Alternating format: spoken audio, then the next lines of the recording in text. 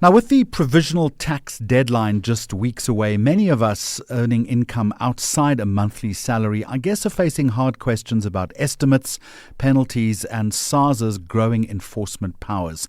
And let me tell you, getting it wrong can be expensive, and I'll also tell you the margin for error is shrinking. So joining me now to discuss what provisional taxpayers need to understand right now is tax specialist from Tax Consulting SA, Rendani Makatu. A very warm welcome to you. Why do you think provisional tax still catches so many taxpayers off guard every year? What's the issue here? Thank you so much, Jeremy, and good day to the listeners.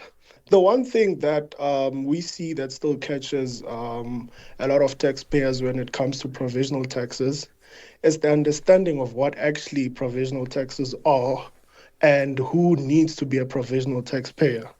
So it is important to understand that provisional tax is not an additional or separate tax. However, it is simply a tax payment mechanism which was introduced as per the income tax to simply help taxpayers who earn income outside their traditional employment, like you mentioned, which is not taxed directly through the payee system, to ensure that they progressively pay their income tax during the year instead of facing one large lump sum payment at tax year end. Do I have to become a provisional taxpayer if I have income outside one steady stream? To answer that question, Jeremy, well, there are people who are exempt from provisional taxes. If you're a natural person and you do not carry a business and your taxable income falls below the annual tax threshold, well, you can not register as a provisional taxpayer. But I think our advice is that it is always advisable that firstly, if you know that you are earning income outside traditional employment, you register as a provisional taxpayer. Why? This is because we need to always ensure that we are meeting and paying our tax obligations as South African citizens. Therefore, if you know that you have an additional income that you are earning, it is always advisable that you register, number one, as a provisional taxpayer and always seek advice from either a tax practitioner or a consultant to ensure that you always remain compliant within your taxes. Rendani, all of this is predicated, as I understand it, on estimating future earnings over the year. And we also know that SARS has wide discretion over estimates. Explain to us how that works, how one best estimates, and maybe also give us a sense of how aggressive SARS has become in terms of exercising that discretion. Oh, thank you so much, Jeremy. Now, with estimates, what happens is that we rely mostly on, for example, if it's the 2025 year of assessment, before your first provisional tax payment, which is 6 months into the tax year end, we look at how much income you have been earning within the 6 months. For example, if you're earning rental income for the first 6 months, we use that estimate to a rental income received to estimate what amount of rental income you're likely going to earn for the year. And from that, you are able to estimate your tax liability. Now, to answer your second question, we know that SARS is investing more on tools in which they are able to source out data from third parties, for example, your investment in AI, which helps them see what income a taxpayer is earning outside their traditional employment income.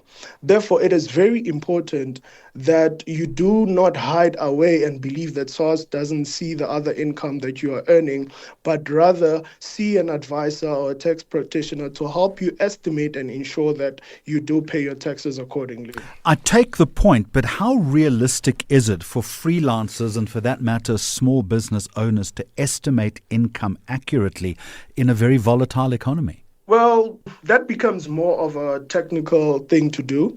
And like we are advising that we as tax practitioners and consultants sit down and estimate. And remember, the reason for provisional taxes is for you to reduce the liability that you might have from earning this additional income at tax year end. So we use that estimate to try and reduce that liability.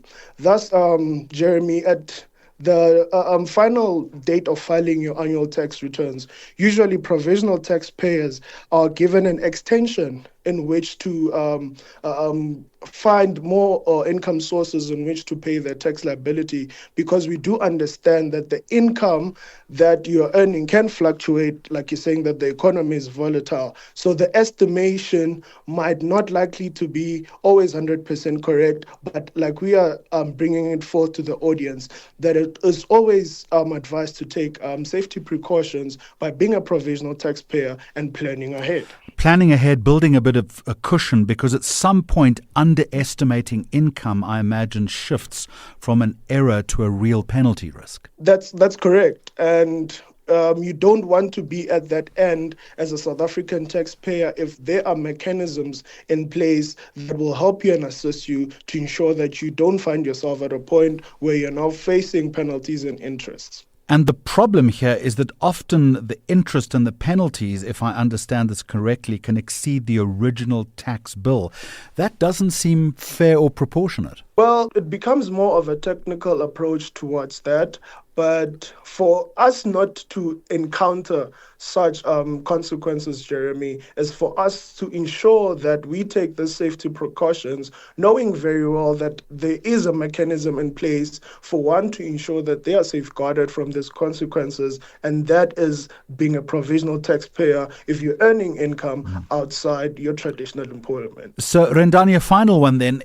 If a provisional taxpayer is listening to us now, what's the one thing they need to do before the 28th of February, which is the deadline? So what a provisional taxpayer needs to do before the 28th of February is to ensure that they pay their second provisional tax before that deadline, because we know that after that deadline there may be a tax penalty implemented on late payment.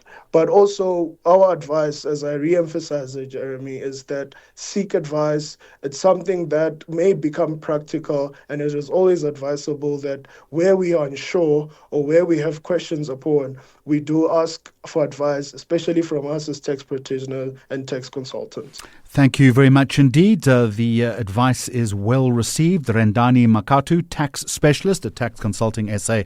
I do appreciate your time. Thank you so much.